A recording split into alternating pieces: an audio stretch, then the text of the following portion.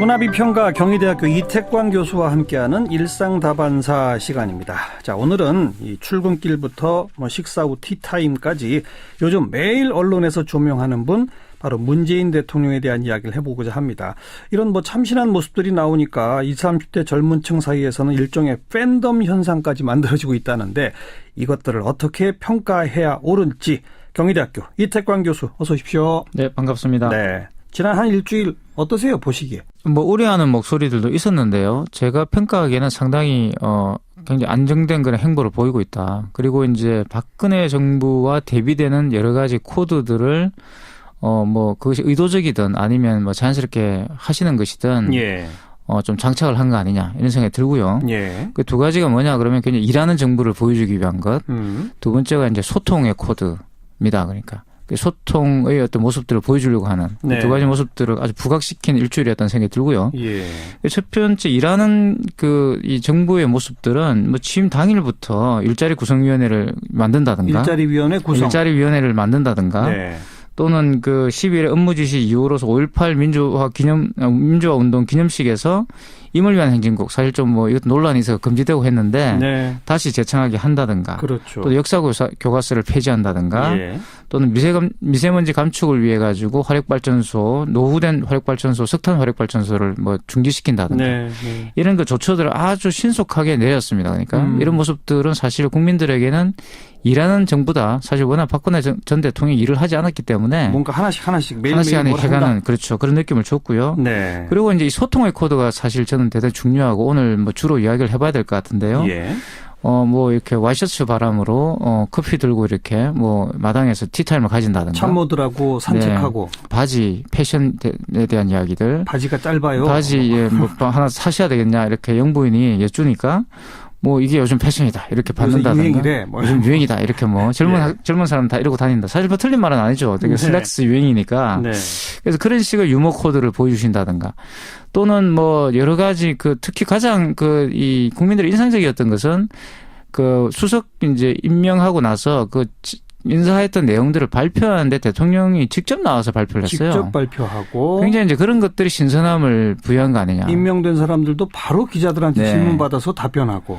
상당히 이제 과거에 우리가 물론 이제 김대중 정부나 노무현 정부를 거쳤지만 네. 그때보다 더 파격적인 그런 행보들을 보이고, 또 이제 어떻게 보면 과거에 웨스트 윙이라는 미드가 있었고 미국 드라마가 있었거든요. 예.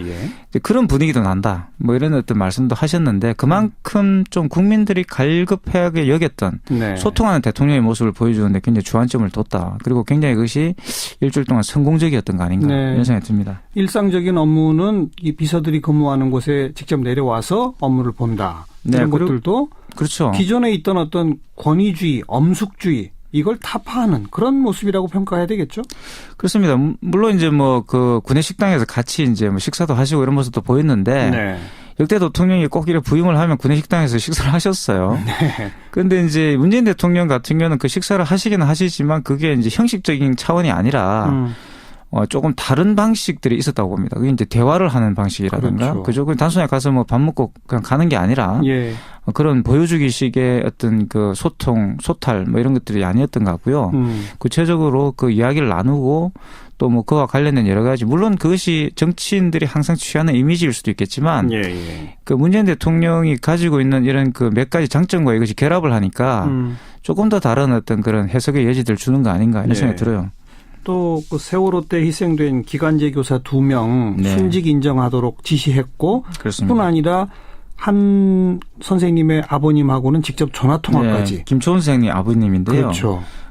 김초은 선생님 아버님 성함이 이제 김성욱 씨입니다. 직접 전화를 걸으셔가지고 소통한 대통령의 모습을 보이고 이런 이 여러 가지 이제 조처들을 취했죠. 네. 굉장히 그것도 신속하게 취하는 모습을 보여줬기 때문에 예. 상당히 이제 그런 부분들이 기존의 또 지지자들에게는 굉장히 안정감을 주고 또 불안한 시선으로 바라봤던 분들에게도 괜찮게 하네라는 어떤 생각들을 불러일으키고 있는 것 같아요. 네. 이웃 나라들의 대통령들하고 한번 비교를 해봅시다. 한 100일쯤 전 취임한 트럼프 대통령하고 한번 비교해 보실래요? 사실 트럼프 대통령은 이제 미국인들에게도 골칫덩어리죠. 그러니까 이제 그 한때 이제 이 타임지 표지에 그 한참 대선 기간 동안 그죠? 유력 대선 후보였던 문재인 대통령의 모습이 이제 등장했었습니다. 그죠? 예. 그때 그 제목이 더 니고시에이트였어요. 협상가였는데 사실 저는 그걸 보면서 이 트럼프 대통령과 한판 붙어라 이런 어떤 그 느낌을 좀 받았습니다. 그러니까 물론 이제 더 타임이 이 미국 내에서의 정치 지형도에서 보면 보수지죠, 그죠? 그런데 이제 이 보수지마저도 트럼프하고 이제 문재인 대통령이 한판 이렇게 해줬으면 좋겠다라는 어떤 느낌을 주는 거 아닌가 싶었는데요. 그만큼 트럼프 대통령이 상당히 이제 좀 골칫덩어리다 이런 거고요. 그래서 뭐 트럼프 대통령과 관련돼 가지고 뭐 이런 그 기사까지 나올 정도면 뉴욕타임즈에 12곡으로 풀어보는 트럼프 대통령 이래가지고 12가지의 트럼프 취임 이후의 어떤 현상들에 대한 이야기를 하는데요. 그중에 가장 흥미로운 게 역대 최악의 지지율입니다. 보통 일반적으로 미국 대통령, 트럼프 대통령뿐만 아니고 취임을 하면 지지율이 상당히 높아요. 그러니까. 집권 초에 제일 지지율이 높죠. 상당히 높고 오바마 대통령 굉장히 높았죠. 근데 취임하자마자 이제 지지율이 떨어져가지고 역대 최저 지금 지지율이 됐습니다. 그러니까 지금 지지율이 이제 물론 역대 최저라고 해봤자 이제 이 기사가 나올 당시 한 40% 초반 지지대가 나왔는데요. 이제 이런 것을 지금 30%대로 지금 30%대 떨어졌죠. 더 내려갔다고. 더 내려갈 것 같아요. 그래가지고 이제 뭐 이런 것들이 거의 뭐 지금 이 트럼프 대통령이 지금 처하고 있는 어떤 상황들을 설명해 주는 것 같고. 또 이제 그 뭐 아주 이 니콜러스 크리스토프라는 어떤 NYT에 있는 그 굉장히 그 시니컬한 그 칼럼니스트인데 이 뉴욕타임즈 칼럼니스트 이분이 이런 말을 했습니다. 그러니까 트럼프의 가장 잘난 점이 하나 있다면 능력이 없다는 것이다. 이렇게 또 비웃었어요. 당연히 뭐 허풍이라든가 또는 뭐 이런 여러 가지 것들도 있죠. 하지만 굉장히 그 트럼프 대통령은 지금 과거에 박근혜 전 대통령 같은 모습이 좀 있습니다. 왜냐하면 콘크리트 지지층이 있어요. 그래서 이제 아무리 이러더라도 뭐 이렇게 30% 이하로 내려가지 않지 않을까라는 어떤 전망이 있고요. 그래서 그와 관련돼 가지고 지금 트럼프 대통령과 너무 대조적인 지금 모습들을 문재인 대통령이 보여주고 있죠. 사실 이게 제 같은 경우는 피부로 느껴지는 게 이 페이스북을 통해 가지고 제가 외국 친구들하고 많이 이렇게 교류를 하고 있는데 뭐냐 이미 아는 분들이죠. 아는데 이제 페이스북을 통해서 소통을 이제 하는 겁니다. 근데 이 친구들이 특히 미국에 있는 친구들이 저한테 굉장히 부럽다는 메신저로 메시지를 많이 보내요. 그래서 우리 대통령 문재인 대통령이 얼마나 좋았을까 이런 소리를 합니다. 그래서 사실 우리 문재인 대통령이 벤치마킹을 하고 있는 것도 미국의 그런 굉장히 리버럴한 대통령들의 모습들이잖아요. 그죠? 그래서 이제 어떻게 보면 굉장히 문재인 대통령을 이제 부러워하고 있는 한국민들을 굉장히 부러워하고 있는 이런 그 솔직한 현실이죠, 지금. 뭐 계속 뭐 공약했던 거 다 지금 어기고 있고 트럼프 대통령 같은 경우는 뭐 실현되는 게 거의 하나도 없고 그렇습니다. 허풍만 뻥뻥 친 셈이 돼버렸고 최근에 또 FBI 국장, 코미 국장 경질하고 나서는 진짜 본격적인 탄핵론까지 막 나오고 있지 않습니까? 저는 뭐 탄핵도 될 수 있다는 생각이 들고요. 사실 러시아 게이트도 있지만 이분이 사실 뭐 이렇게 가다가 어떤 결정적 계기를 만나면 또 문제가 발생하지 않을까 싶고요.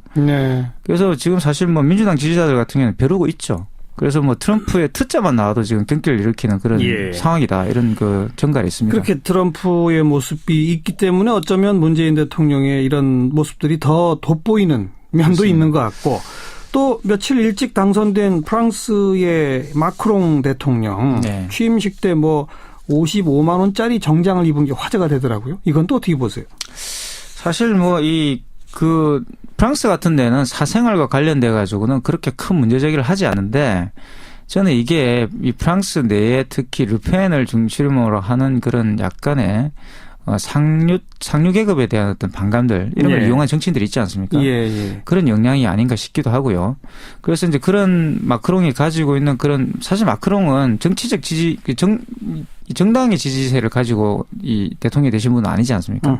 그래서 그런 어떤 정당적 지지와 관계없는 어떻게 보면 중산층들이 가지고 있는 어떤 이미지들을 마크롱이 잘 이용해서 대통령이 됐다고 볼 수가 있는데 뭐 그런 측면에서 그런 논란들 자체는 크게 이 마크롱이 앞으로 수행할 여러 가지 업무에는 큰 문제가 없지 않을까 하는 생각이 들고요. 그건 물론 이제 가십이 이제 해당되는 거죠. 사실 저는 더 큰 문제는 그 마크롱의 부인, 지금 이제 프랑스 영부인입니다. 네. 그 영부인과의 24살 연상. 나이 차이를 가지고서 조롱을 하는 이제 그런 현상들이 지금 프랑스에 있어요. 사실 우리가 프랑스에 갖고 있는 여러 가지 선입견들이 그런 것 때문에 깨지는 건데 전 세계적으로 사실 굉장히 안 좋은 일들이 지금 정치적인 의미에서 일어나고 있는 거 아닌가. 거기에 비한다면 지금 한국은 좀 복을 받지 않았나 이런 생각도 들고요. 오히려 이제 대조적으로 안심이 되는 그런 느낌을 받습니다. 자, 이처럼 이게 취임한 지 얼마 안 되는 사람들인 트럼프, 마크롱하고 비교까지 좀 해봤는데 그러다 보니까 젊은 층 사이에서는 문재인 대통령을 아예 그냥 애칭으로 우리 인이 이렇게 부른다면서요. 그런 사이트들도 생겼다 그러고 일종의 팬덤 현상까지 지금 보여지는 거 아닙니까? 그렇죠. 한국의 정치인 팬덤이 일어난 것은 최근에 와서 이제 일어난 겁니다. 물론 노무현 전 대통령의 지지자들이 이제 노사모를 만들고는 했지만 그래도 상당히 정치적이었거든요. 이념적 지지가 있었고 거기에 관련돼서 그리고 이제 뚜렷한 목적들이 있었습니다. 근데 최근 보이는 현상들은 문재인이라는 어떤 사람, 그러니까 셀러브리티를 숭배하는 이제 그런 경향들이 좀 있죠. 왜냐하면 문재인 이 대통령이 굉장히 잘생겼잖아요. 후보 시절부터 이제 외모로 어필을 많이 해오셨는데 물론 팬덤이 윤활유 역할은 해주지만 너무 정치가 이쪽으로 흘러가는 것은 좀 견제해야 되지 않을까 이런 생각이 듭니다. 물론 이것은 의제화를 통해서 계속 이제 생산적 방향으로 가야 된다 이런 생각이 들죠. 바로 이제 그 대목에서 지금 이미 또 야당들에서는 보여주기식 행보 그만해라 뭐 이런 식의 논평도 나오고요. 그러니까 뭐 자기 옷은 자기가 벗고 커피 들고 참모들하고 산책하고 근데 그렇다고 해서 국민의 생활이 달라지느냐. 솔직히 또 그건 아니란 말이에요. 그러니까 정치 경제적 구조적 정책 변화하고는 좀 차이가 있는 일종의 뭐라 그럴까 이미지 정치 뭐 정치 문화의 변화 이걸 어떻게 평가해야 되는 겁니까? 사실 이제 우리가 팬덤을 경계해야 되는 이유는 말씀하신 것처럼 그것이 구체적인 어떤 정책적 변화라든가 또는 우리의 어떤 문제들을 풀어줄 수 있는 어떤 힘이 없기 때문에 그런 것이죠. 그것이 말 그대로 팬덤이고 금방 실망하면 또 식어버리기 때문에. 그래요. 그래서 어떤 그런 지지율의 어떤 마력에 걸려버리면 이 정치적인 아젠다가 실종될 수 있기 때문에 우리가 우려하는 겁니다. 실제로 그런 우려는 할 수 있지만 지금 야당이 되신 그분들이 그런 말씀을 하시는 건 조금 어폐가 있다. 왜냐하면 사실 넥타이 풀고 셔츠 바람으로 원탁 회의 하신 최초의 분은 노태우 전 대통령이에요. 그리고 커피 들고 모여가지고 이렇게 원탁 회의 하신 분은 기억납니다. 보통 사람의 대통령이었고요. 맞아요. 그리고 그런 이미지 정치를 군사 문화와는 좀 벗어나기 위해서 그런 것을 도입했었고 그리고 사실 이미지 정치를 가장 잘 활용하신 당사자가 사실 박근혜 전 대통령 아닙니까? 그러니까 어찌 보면 그렇죠. 그렇죠. 그러니까 뭐 아무 내용도 없이 그냥 이미지 하나로 대통령이 되신 분인데 그런 말씀을 하시는 건 좀 웃기죠. 그러니까 사실 저는 이 이미지 정치라는 것은 윤활유 역할을 해줄 수 있다. 왜냐하면 정치라는 것이 한국에서는 아주 토론이라든가 이런 것만으로는 정치가 이루어지지 않거든요. 정치인들의 어떤 카리스마라는 것도 사실 필요한데 지금 문재인 대통령이 보여주는 카리스마라는 것은 굉장히 부드러운 카리스마. 보여주고 있죠. 그러니까 이 막스 베버 뭐 잘 아시겠지만 그런 막스 베버의 두 가지 그죠? 이 정치인의 덕목 중에 하나 카리스마입니다. 이 카리스마라는 것은 군림한다기보다는 이 대중들 스스로가 이분을 존경해 가지고 옹립하는 그런 것들도 있는 거거든요. 그런 카리스마가 잘 발휘된다면 상당히 정책 추진에 또 이 힘이 되는 그런 배경이 될 수 있지 않을까 이런 생각도 해봅니다. 네. 오래된 일입니다만 1993년도에 김영삼 정부가 처음 출범하던 해입니다. 그때 뭐 하나의 척결, 고위공직자 재산공개, 금융실명제, 진짜 우리 사회의 구조를 건드리는 굵직한 개혁들을 많이 했거든요. 그렇죠. 그런데 많은 국민들의 평가를 보면요. 그런 것보다 더 많이 기억하고 있는 정책이 있었어요. 뭐냐면 청와대 앞길 개방이에요. 그렇습니다. 그래서 이제 우리가 갈 수 있는 거죠. 청와대 앞길 개방이 사실 국민 생활하고 무슨 관련이 있습니까? 하지만 그걸 국민들이 더 많이 기억한다는 것. 그만큼 이건 그냥 이미지 정치다라고 나쁘게만 볼 건 아닌 거 아닙니까? 그건 좀 문화를 제가 볼 때는 좀 폄하하는 것 같고요. 이 문화가 사실 실생활 대단히 중요합니다. 왜냐하면 우리의 사고방식, 철학 이런 것들을 바꾸는 어떤 힘이 문화에 있기 때문에 저는 한국의 가장 큰 소망 중에 하나가 한국 분들이 가지고 있는 가장 큰 소망 중에 하나 권위주의 문화의 타파로 저는 봐요. 그렇죠. 이게 굉장히 뿌리가 깊거든요. 군사 문화라든가. 그런 것들이 해소될 수 있다는 대단히 좋은 것이죠. 지금까지의 모습은 어쨌든 권위주의, 엄숙주의를 버리는 대통령의 모습들을 보지 않았습니까? 그렇습니다. 이것이 우리 정치 문화 전체의 변화로까지 이어질 수 있는 그런 행보로 이어지길 기대해 보도록 하겠습니다. 오늘 여기까지 수고하셨습니다. 네, 감사합니다. 경희대학교 이태광 교수였습니다.